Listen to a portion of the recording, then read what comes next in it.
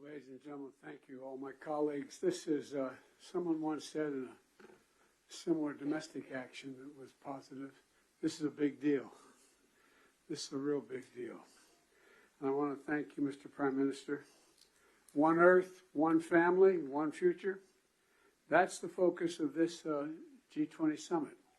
And in many ways, it's also the focus of this partnership that we're talking about today.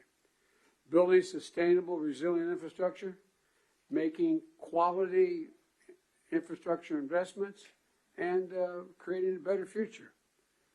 A future that presents greater opportunity, dignity, and prosperity for everyone. Last year, we came together as one to commit to this vision. And this afternoon, I want to highlight the key ways in which the United States and our partners are working to make this a reality. Economic corridors. You're going to hear that phrase more than once, I expect, over the next decade. Economic corridors.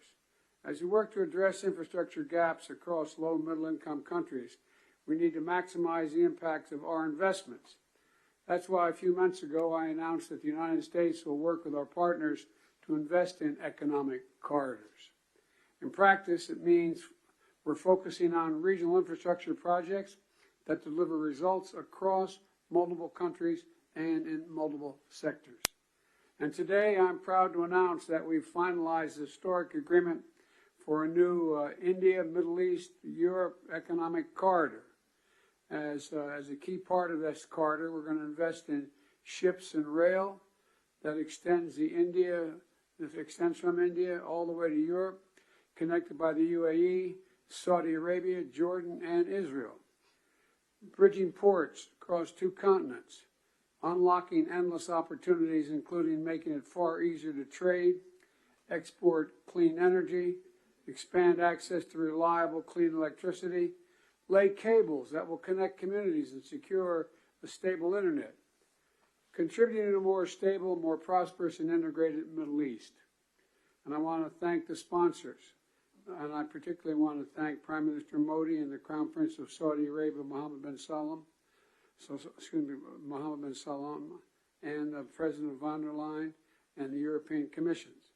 And since he's not speaking today, I wanted to, well, maybe he is speaking today. I had a note he wasn't speaking. At any rate, I'm going to stop there.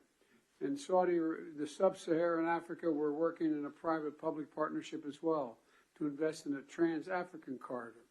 That includes a new partner, the European Union. President von der Leyen, thank you for making this very possible. Together, as part of this corridor, we're going to invest in a new rail line that will extend from the western port in Angola to the DRC, to Zambia, and ultimately the Indian Ocean. It's a project that's about far from just laying tracks.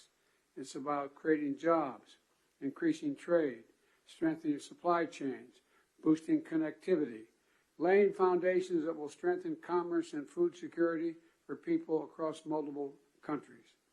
This is a game-changing regional investment, and both of these are huge, huge steps forward. But they're far from the only ones. We're continuing to make big investments in infrastructure around the world.